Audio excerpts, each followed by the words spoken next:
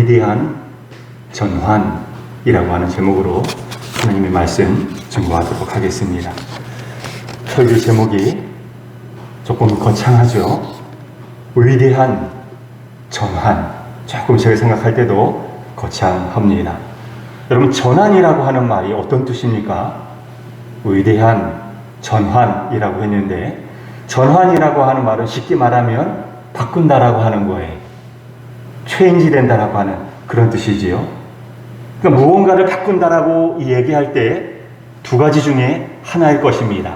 하나는 좋지 않던 곳에서 좋은 곳으로 바뀌어지는 것. 다른 하나는 좋은 곳에서 좋지 아니하는 것의 반대이지요. 좋지 아니하는 곳에서 좋은 곳으로 바뀌어지는 것도 분명히 있습니다.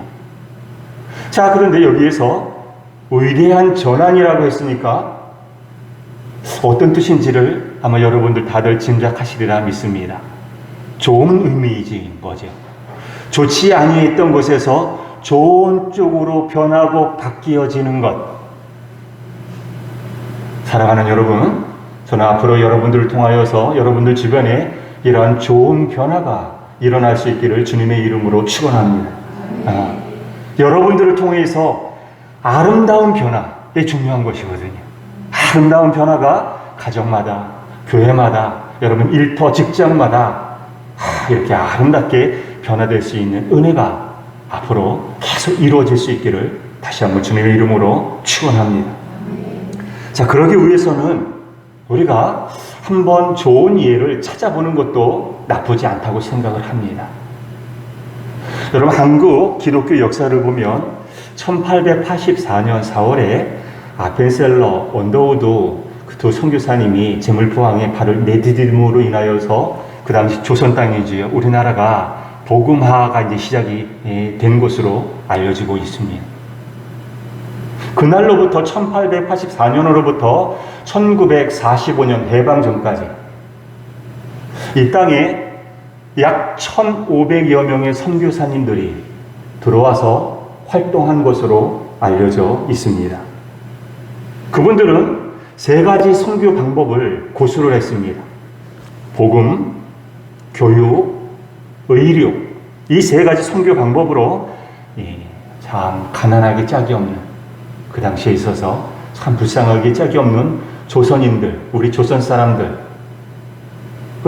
정성껏 이 선교사님들이 도왔습니다. 그 중에 무어라고 하는 선교사님이 계셨어요. 이분은 1892년 32세의 나이에 조선 땅에 들어왔습니다. 우리나라에 들어온 거예요. 그래서 지금 저 소공동 롯데 호텔 그 옆 예전에는 곤당골이라고 되어 있습니다. 그 곤당골에다가 곤당골 교회를 세우게 됩니다. 그리고 교회 안에 예수 학당을 열어서 조선 교육에 힘을 썼던 그 분이 바로 이 무어 선교사님이셨습니다. 예수 학당의 학생들 가운데 아버지가 백정인 학생이 있었어요. 여러분, 그 당시에 예전에 백정은 사람 취급을 하지 않았던 그러한 당시, 여러분 아실 거예요. 이름이 없었습니다. 백정들은 단지 성만 있었을 뿐이었어요. 그런데 어느 날 그 예수학당에 다니는 그 백정의 아들, 그 아들로부터 자기의 아버지가 장티푸스에 걸려서 죽게 되었다라고 하는 소식을 듣게 됩니다. 선교사님. 그러자 이 무어 선교사님이 급히 그 백정, 그 학생의 아버지, 그냥 이름도 없는 거예요. 백정 박씨로 불리어진 거예요. 박가예요, 그냥 이름도 없이. 백정 박씨에게 그 얘기를 듣고 이 선교사님이 당시 의료 선교사로 와 있었던 에비슨 선교사님과 함께 그분을 데리고 찾아갔습니다. 집으로. 장티푸스에 걸렸는데 찾아갑니다. 왕이 장티푸스에 걸린 것도 아니에요. 백정에 불과한 아무도 인간으로 여기지 아니하는 그러한 하찮은 존재이죠. 그 당시에 있어서 하찮은 존재가 장티푸스에 걸려서 그냥 죽을 수밖에 없는 그런 상황이었었는데, 이 무어 선교사님이 에비슨 선교사님과 함께 그 집에 방문을 하면서 열심히 치료를 해줍니다. 한 번으로 끝난 게 아닌 거예요.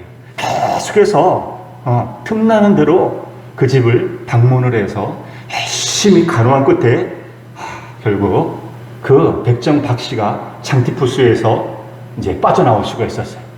치유를 받을 수가 있게 되었습니다. 그러니까 이 백정 박 씨가 어떻게 생각이 되었겠습니까? 이 선교사님들. 아무도 자기를 인간으로 대우하는 사람이 없었는데, 이분들은 다르거든요.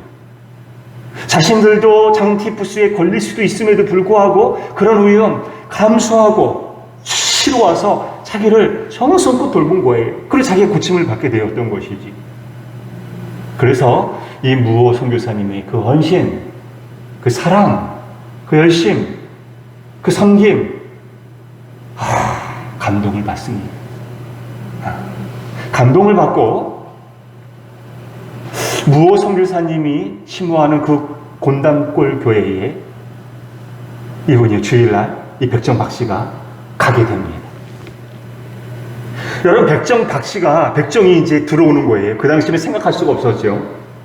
그런데 백정이 그 곤단골 교회에 찾아오게 되었을 때 무호 선교사님의 반응이 어떠했겠습니까?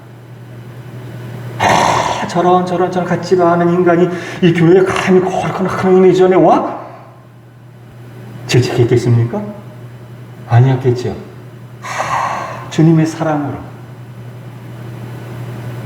그렇게 열렬하게 백정 박 씨를 환영해 줍니다. 그러니까 그 사랑을 어찌할 수가 없는 거예요, 백정 박 씨가. 그래서 내가 이러한 사랑을 받게 되었다라고 하는 거죠. 만나는 사람마다 이 백정 박 씨가 서울은 물론이거니와 지방에 내려가서도 이 같은 사실을 자기 지인들에게 다 널리 알리는 거예요. 그래서 기록에 보면 수원에 있는 사람들도 주일날 롯데 서공동에 예배를 드리기 위하여서 나왔다라고 하는 많은 사람들이 그렇게 서공동으로 곤단골로 오게 되었다라고 하는 그러한 기록이 남아 있습니다. 남녀노소 빈부 귀천 가리지 아니하고 차별 없는 복음을 증거했었던 이 선교사님, 무호 선교사님, 1906년에 죽게 되는데 46세에 죽게 됩니다. 무슨 병에 걸려서 죽게 되느냐 하면 장티푸스에 걸려서 죽음을 당하게 됩니다. 그가 조선 땅을 밟은 지 14년 만에, 여러분 14년이라고 하는 시간이 긴 시간일 수도 있을 수 있겠어요. 그죠? 길지 아니하는 시간이라도 할 수도 있을 거예요. 어쨌든 이 14년 어떻게 보면 짧은 시간이잖아요. 그런데 이 한 사람으로 인하여서 우리의 조선 사회가 놀라울 정도로 변화될 수가 있었습니다. 이 무호 선교사님은 조선인이 아니었잖아요. 미국에서 태어나서 미국에서 자란 미국인이었어요. 그런데 그 당시 가난에 헐벗고 질병의 고통을 당하는 이 조선 사람들이 불쌍하게 여겨진 거예요. 복음을 증거하겠다라고 하는 거예요. 그런 마음이 든 거예요. 그래서 저 조선 반대편, 지구 반대편에서 멀고 먼 이 조선 땅으로 주저없이 오게 된 것이지. 그리고 복음을 전하게 됩니다. 이분의 헌신과 사랑의 섬김으로 인하여서 수백 년 동안 인간 이하로 간주되던 조선의 그 백정들이 해방이 되는 놀라운 변화가 이 땅에 일어나게 되었습니다. 양반과 쌍놈, 노예, 종이라고 하는 신분제가 폐지가 되는데 아주 결정적으로 도움을 주었던 이가 바로 무호 선교사님 이었음을 기독교 역사는 우리에게 전해주고 있습니다. 한 사람으로 인하여서 우리나라에 이런 놀라운 일이 일어나게 되었던 거예요. 이런 것을 보면 한 사람의 역할이 얼마나 중요한지 모릅니다. 여러분, 한 사람 때문에 가정이 살 수도 있고 망할 수도 있어요. 한 사람 때문에 일터가 살 수도 있고 그 일터가 죽을 수도 있어요. 망할 수도 있는 거예요. 여러분, 히틀러 같은 잘못된 지도자 한 사람 때문에 그 나라가 망할 수가 있는 거예요. 그러나 이순신 장군 같은 그런 제대로 된 지도자 한 사람으로 인하여서 나라가 살 수도 있다라고 하는 것을 우리는 우리나라 역사를 통하여서 너무나 잘 알고 있는 사실입니다. 한 사람이 중요하다. 여러분, 이것을 염두에 두고 오늘 본문을 한번 살펴보기를 원합니다. 본문을 보면 계속 강조하는 것이 있어요. 무엇을 강조하느냐 하면 한 사람이라고 하는 말이 계속 강조되고 있는 것을 볼 수가 있습니다. 한 사람으로 말미암아 모든 사람이 죽고 또 다른 한 사람으로 말미암아 모두가 살게 되었다. 그렇게 말씀하고 있어요. 12절에 보니까. 여러분, 앞에서 말한 한 사람은 누구를 가리키는 게인지 아실 거예요. 아담을 가리키는 거지. 그리고 다른 사람은 예수 그리스도를 가리키는 말임을 잘 아실 거예요. 아담의 범죄로 인하여서 죄가 세상에 들어오게 되고 그로 인하여서 모든 인간이 다 죄인이 될 수밖에 없었습니다. 더불어서 예수 그리스도로 인하여서 구원이 이루게 되었다라고 하는 이 사실 또한 우리가 잘 알고 있는 사실이 되겠습니다. 17절은 이것을 우리에게 전하고 있습니다. 17절을 한번 보겠습니다. 한 사람으로의 한 사람의 범죄로 말미암아 사망이 그 한 사람을 통하여 왕노릇하였은즉 더욱 은혜와 의의 선물을 넘치게 받은 자들은 한 분 예수 그리스도를 통하여 생명 안에서 왕노릇하리로다. 예수를 구주로 믿고 의지하면 그분의 생명을 이어받아서 새 생명이 될 수가 있다라고 하는 거예요. 아담의 혈통으로 인하여서 죽을 수밖에 없는 존재가 예수 그리스도 안에서 얼마든지 새 사람으로 거듭날 수 있게 된다라고 하는 것이지. 그러니까 우리가 어찌 그 크신 은혜와 사랑에 감사하지 않을 수가 있겠습니까? 찬양하지 않을 수가 있겠습니까? 사랑하는 여러분, 존 뉴턴에 대한 이야기 다들 잘 알고 계실 줄로 압니다. 여러분이 익히 아시는 바와 같이 이분은 아프리카에 살고 있는 흑인들, 그 흑인들을 잡아다가 노예로 파는 노예 상인이었습니다. 그런데 그러한 사람이 예수님을 만나게 됩니다. 예수님을 만나고 난 후에 자신이 그동안 얼마나 형편없는 삶을 살아왔는지를 깨닫게 됩니다. 비로소. 인간 백정인 거예요. 사람을 잡아다가 노예로 종으로 팔아 정말 죽어 마땅한 쓰레기 같은 그런 삶을 살던 자기 자신. 그러나 주님께서는 버리지 아니하시고 자기를 택하시고 자신을 위해서 죽으심으로 새 생명을 허락하여 주셨다라고 하는 이 사실. 그 주님의 놀라운 은혜와 사랑 안에서 이 존 뉴턴이 철저히 회개하기 이르게 됩니다. 가만히 있을 수가 없는 거예요. 그 은혜, 그 사랑을 깨닫게 되니까 도저히 가만히 있을 수가 없어서 펜을 들어서 다음과 같이 써 내려갔습니다. 나 같은 죄인 살리신 주 은혜에 놀라워 잃었던 생명 찾았고 광명을 얻었네.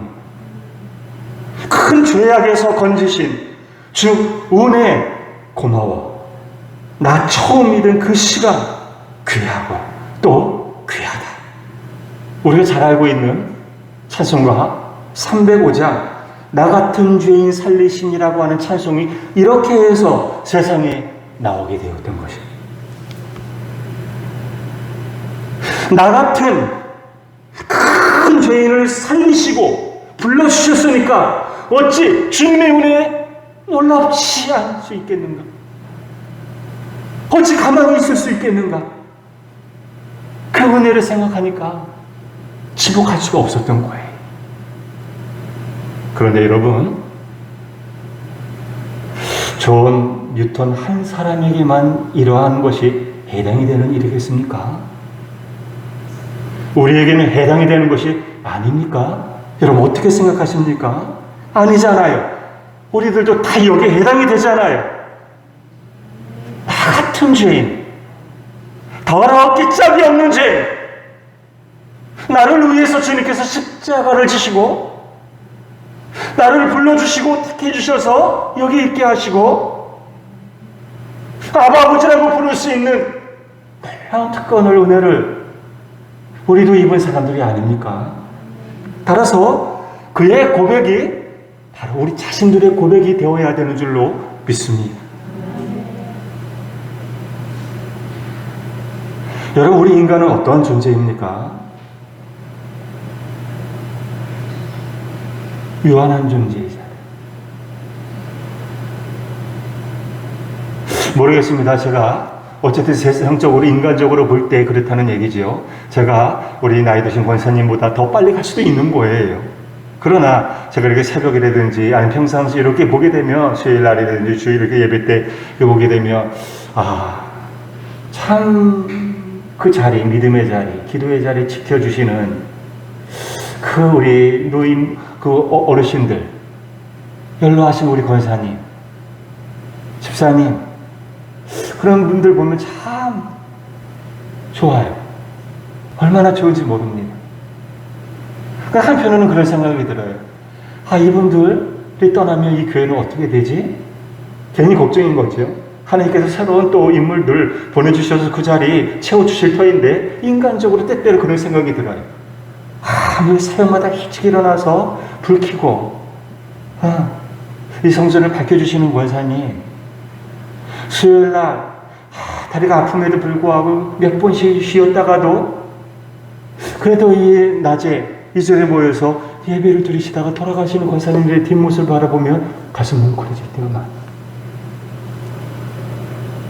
시골에 계신 우리 어머님이 또 생각이 나요. 참 귀한 분들이거든요. 여러분, 인생은 제가 말씀을 드렸잖아요. 유한합니다. 유한하게 짝이 없는 존재가 우리 인간이잖아요. 오죽하면 성경에서는 우리 인생을 안개와 같고 이슬과 같다라고 비유했겠습니까?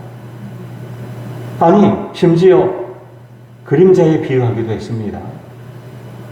있는 것 같지만 사실은 없는 거나 마찬가지. 그림자이거든요. 우리 인간이 그런 존재라고 하는 거예요.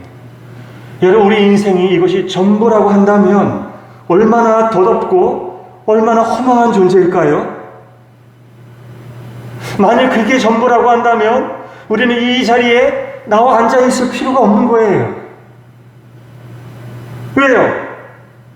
좀 더 늙기 전에, 더 힘이 없어지기 전에 나가서 실컷 즐기고 먹어야 되는 것이거든요.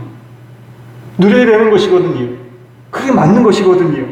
하지만 우리가 그런 삶을 추구하지 않아야 될 이유가 어디에 있습니까? 여러분, 유한하기 짝이 없는 우리 인생이 소망을 가지고 살아갈 수 있는 이유가 어디에 있는 것일까요?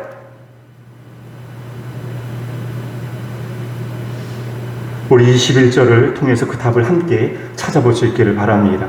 21절 다 함께 읽겠습니다. 시작. 이는 죄가 사망 안에서 왕노릇한 것 같이 은혜도 또한 의로 말미암아 왕노릇하여 우리 주 예수 그리스도로 말미암아 영생에 이르게 하려 함이라.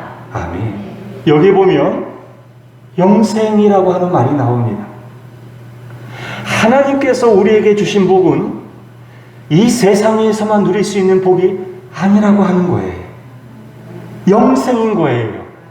말 그대로 영원한 생명이 우리에게 주어진다라고 하는 거예요.